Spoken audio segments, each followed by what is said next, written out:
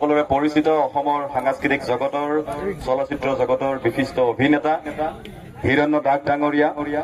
তেখেত অসম কংগ্ৰেছ সমিতিৰ সাংস্কৃতিক বিভাগৰ প্ৰাক্তন অধ্যক্ষ হিচাপে আছিল আৰু তেখেতক প্ৰথমে আমি স্বাগতম জনাই এখনি ফুলাম গামোচাৰে সম্বৰ্ধনা জনাম আৰু সম্বৰ্ধনা জনাব আমাৰ উদ্যোক্তা সমিতিৰ সন্মানীয় সভাপতি আলাউদ্দিন আহমেদ ডাঙৰীয়া, সভাপতি শুৱালকুছিৰ সন্মানীয় সম্পাদক,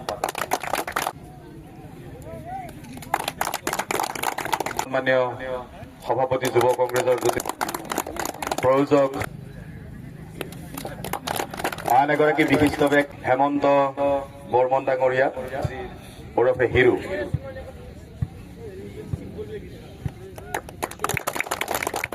ই আছে ধুবুৰীত ভাল খেল সমিতি উপস্থিত হৈ মই আজি নথৈ আনন্দিত আৰু ইয়াত আহি খুবেই ভাল লাগিছে, কাৰণ এনেকুৱা পথাৰ আৰু এনেকুৱা উদ্যোক্তাসকলে আজি যিটো পদক্ষেপ লৈছে ইয়াত খেল এখন পাতাৰ বাবে, গতিকে এইটো বৰ ভাল কথা।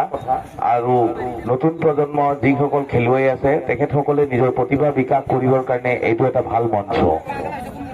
গতিকে মই ভাবো যে এনেকুৱা খেলপথাৰ এখন সংৰক্ষণ হ'ব লাগে আৰু আমাৰ নতুন প্ৰজন্মই যাতে এনেকুৱা এখন পথাৰ পায় য'ত তেখেতসকলে নিজৰ প্ৰতিভা বিকাশ কৰিব পাৰে।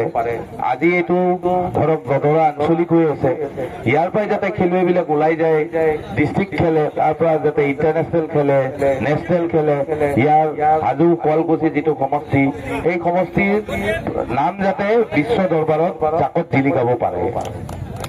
গতিকে এনেকুৱা এখন পথাৰ সংৰক্ষণৰ অতি প্ৰয়োজন আৰু এনেকুৱা এখন পথাৰ আপোনালোকে যে ইমান দিনে সংৰক্ষণ কৰি আছে তাৰ বাবে মই অশেষ ধন্যবাদ জ্ঞাপন কৰিছো আপোনালোকক। কাৰণ পথাৰ এখন থাকিলেহে নতুন প্ৰজন্মই খেল বস্তুটো বুজি পাব আৰু তেখেতসকলে খেলত বাহিৰা ধান্দা বাদ দি খেলত মনোনিৱেশ কৰিব। গতিকে এনেকুৱা এখন খেলপথাৰ অতি প্ৰয়োজন আৰু খেলুৱৈ জন্ম হবলৈ হলে এনেকুৱা এখন মঞ্চ অতি প্ৰয়োজন। গতিকে মই বেছি কথা নকওঁ, এইখিনি কৈয়ে নতুন প্ৰজন্ম আৰু খেলুৱৈসকলক মই শুভেচ্ছা জ্ঞাপন কৰিলো, যাতে অনাগত দিনত তেখেতসকলৰ ভৱিষ্যত যাতে উজ্জ্বল কামনা কৰিলো। তাকে কৈ মই মোৰ বক্তৃতা সামৰণি মাৰিছো। ধন্যবাদ।